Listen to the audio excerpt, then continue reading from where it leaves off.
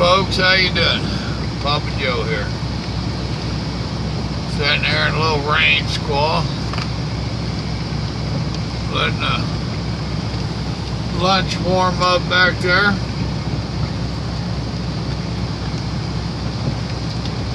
I want to make another video. Imagine that.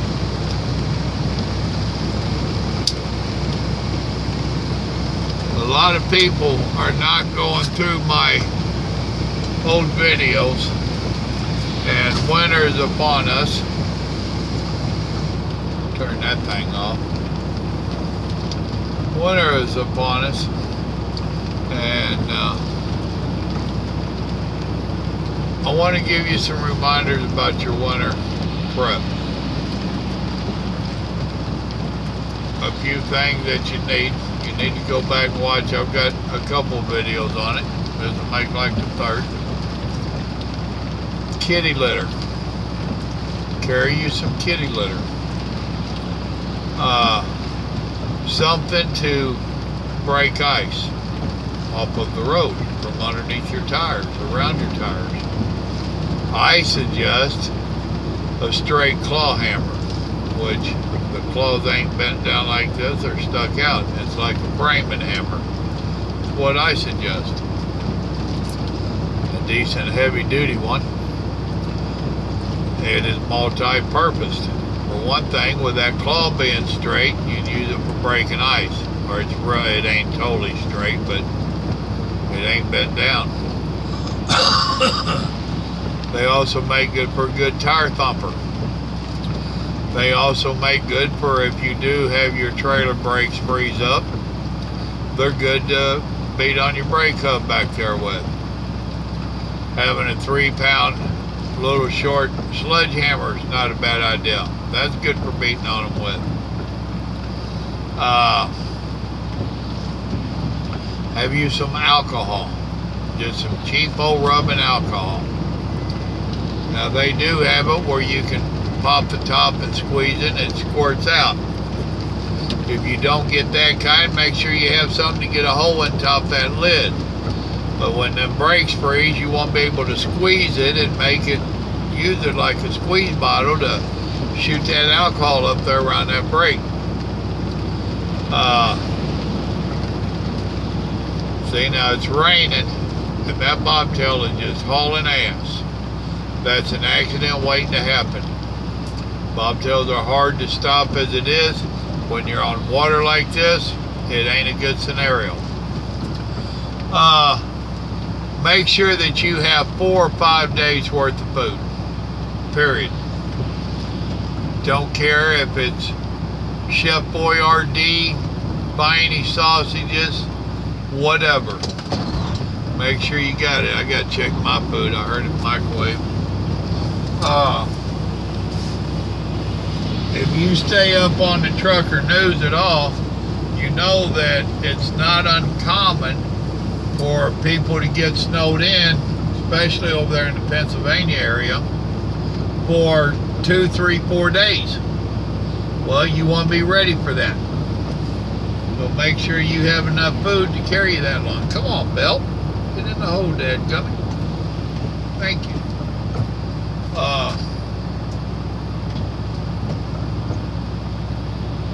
We're going to give it a couple more minutes. You cannot count on that microwave. So the food that you have, make sure you don't have to have a microwave to warm it up.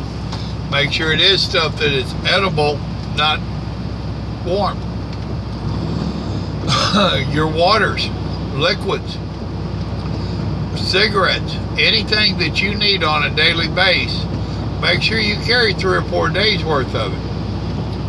Another reminder, I know it's real handy to stick your water and stuff underneath your bunk from them outside doors. Remember, in the wintertime, that gets ice cold. That's an ice box. I have literally used those storage bins for an ice box in the wintertime. So you don't want to put your waters under there where they're going to freeze. They will freeze back there. Let's see. Extra clothing. And remember, you can put on too many clothes where you start sweating. That's not good. You want to wear your clothes in layers, and you want to wear them in loose layers so that you have a little bit of air in between them. Good boots, some kind of rain suit, a sub-zero degree sleeping bag. You want to prepare yourself for worst case scenarios. I hope you don't need them, but it's better to have it and not need it than to need it and not have it. That's your main thing. Carry you some 911. You can buy it out of the truck stop. If you don't use it right away, use it later. And it is a write-off if you purchase it yourself. The 911, 911, it's in a reddish orange bottle. That's some good stuff. If you can, carry an extra fuel filter or two, because that's actually what freezes up is all the impurities in your fuel. Your fuel will gel up, but your fuel lines and stuff, it's that kind of stuff that freezes up and blocks your lines. So if you find yourself in that situation, if you have a tool, make sure you got the tool to change your fuel filters. You can change them out. You don't have to have diesel to fire the truck up if you have the 911. So just a few reminders there.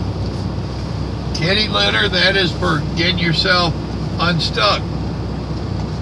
A lot of times you hit a parking lot or something, you will get stuck. Oh yeah, much more now.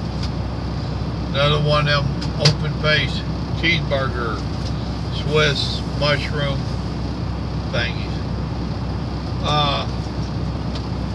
Make sure that you have the kitty litter to throw down to help you get traction. It really does work. Very good. Let's see.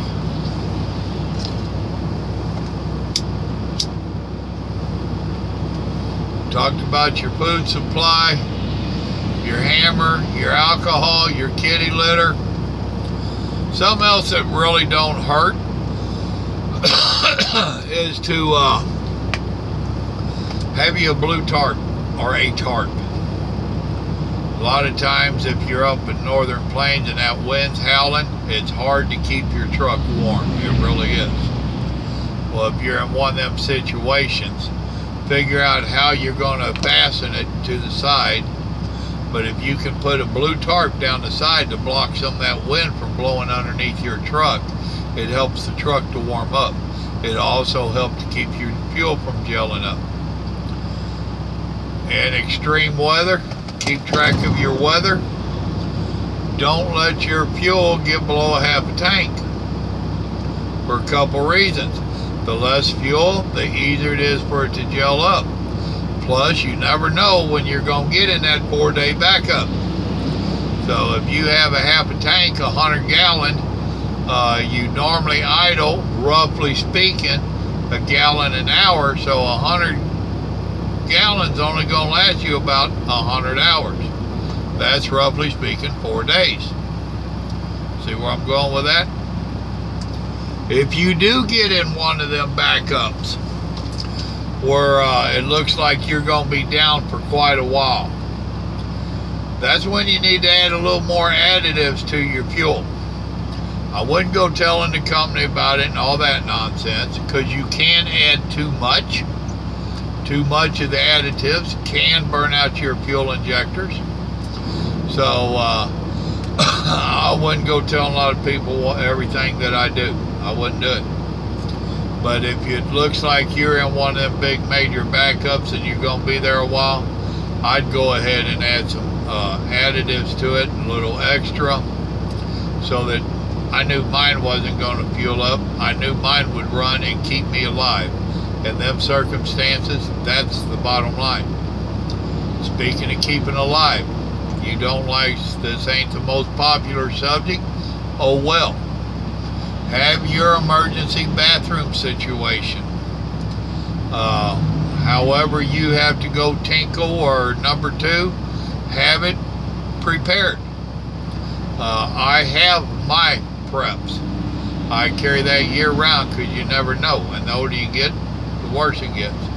But and there's been more than once I was like, boy, I'm glad I was prepared. Most of us get a 5-gallon bucket. The rims gets pretty hard on your fanny. Go to the plumbing supplies, and they have styrofoam that's got a slit in it and it's hollow down the middle. They use it for insulating pipes.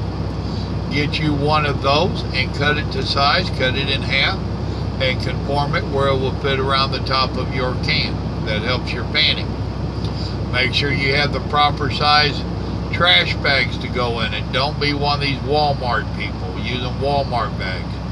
Go ahead and buy you some trash bags that will fit your can. Put it over first, then you put that styrofoam on there, you're good to go. Make sure you have plenty of TP or paper towels. I know that ain't a favorite subject, but it's part of life. And if you're stuck out there for 4 days, chances are you're going to have to go number 2 at least once. Facts of life. That's about all I can tell you. Make sure you got gloves. Make sure you have a mask with you. One of them pull-over hoodie mask thingies. A sock hat. You don't have to wear that stuff all the time. You can buy one for $3, $4, $5. And just to have it back there and not need it is the best scenario for you. So, just a little reminder, winter's right around the corner. Now is the time to be preparing for it. Now is the time to get that stuff in your truck. You can take a couple weeks to buy it. That way it don't hit your budget so hard if you're worried about your budget. And just be prepared. Every year, somebody gets stuck in a bad situation and they're not prepared. You be the prepared one. Y'all remember, God loves you, so do I. We're trying to take care of you, trying to help you. Y'all have a blessed day. I'm going to go eat my lunch.